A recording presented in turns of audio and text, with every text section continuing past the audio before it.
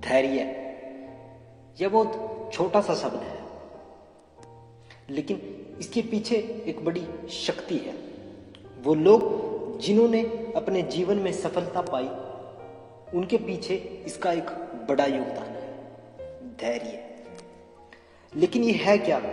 क्या हम इसे अपने जीवन में अमल में लाते भी हैं या नहीं? एक छोटे से एग्जाम्पल से समझते हैं। आपने कोई पेड़ लगाया, मान लीजिए आपने आम का पेड़ लगाया, मैंगो। अभी आपने लगाया और आप चाहते हैं कि फल जो है वो तुरंत साथ के साथ लग जाए। क्या ऐसा होगा? नहीं। आप भी जानते हैं कि उसे समय देना होगा, धैर्य रखना होगा, तब जाकर उस पर फल लगेगा। लेकिन न जाने अपने जीवन के ऐसे कितने ही मसले हैं जिनमें मैं इसका जरा सा भी प्रयोग नहीं करता, और फिर मैं दोष देता हूं किस्मत को या भगवान को।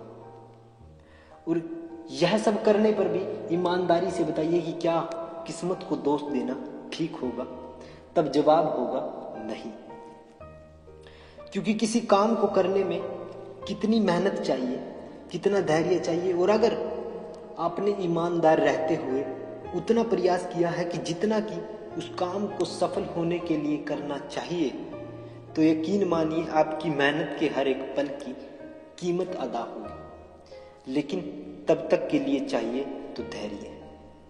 और सफलता के इस रहस्य को मैं नहीं, बल्कि वो समझाते हैं जिन्होंने पूरा जीवन ही जीवन को समझने में लगा दिया, पूरा जीवन ही सीखने में लगा दिया, वो समझाते हैं। उन्होंने कहा कि सफलता प्राप्त करने के लिए अटल धैर्य और दृढ़ इच्छा शक्ति चाहिए। इस प्रकार का साहस चाहिए कि मेरी इच्छा से पर्वत टुकड़े टुकड़े हो जाए। अगर आप उनका जीवनी पढ़ेंगे तो आप पाएंगे कि न जाने कितनी पहाड़ जैसी समस्याएं उनके जीवन में आई, लेकिन उन्होंने कभी इस चीज को नहीं खोया, वो था धैर्य। वो कहते हैं कि कड़ा परिश्रम करो और अपने उद्देश्य में तुम निश्चित ही सफल हो जाओगे। बस चाहिए तो एक विचार। उन्होंने बताया कि बस चाहिए तो एक विचार, एक लक्ष्य, उसे अपना जीवन बना लो, उसी का चिंतन करो, उसी के स्वप्न देखो और उसी में जीवन बिताओ। तुम्हारा दिल, दिमाग और तुम्हारे शरीर का रोम रोम उस विचार से पूर्ण होना चाहिए। आप याद रखिए कि अर्जुन को सिर्फ मछली की आंख दिखाई दी, इसके अलावा और कुछ नहीं। उन समस्त नेगेटिव विचारों को त्याग दो। ऐसा करने से उस सफलता की शक्ति का जन्म होगा जो तुम्हारे भीतर है।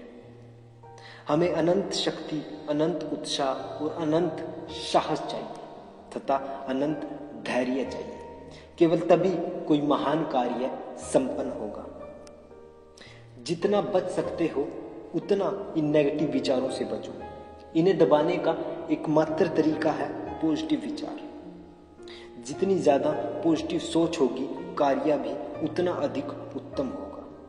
और आखिर में वो समझाते हैं कि इन गुणों में रहने पर चाहे समस्त विश्व ही किसी व्यक्ति के विरुद्ध क्यों ना हो जाए, वह अकेला ही उसका सामना कर सकता है। उनका नाम था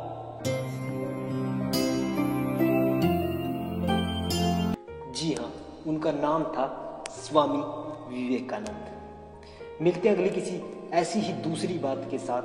तब तक के लिए धन्यवाद। जय हिंद।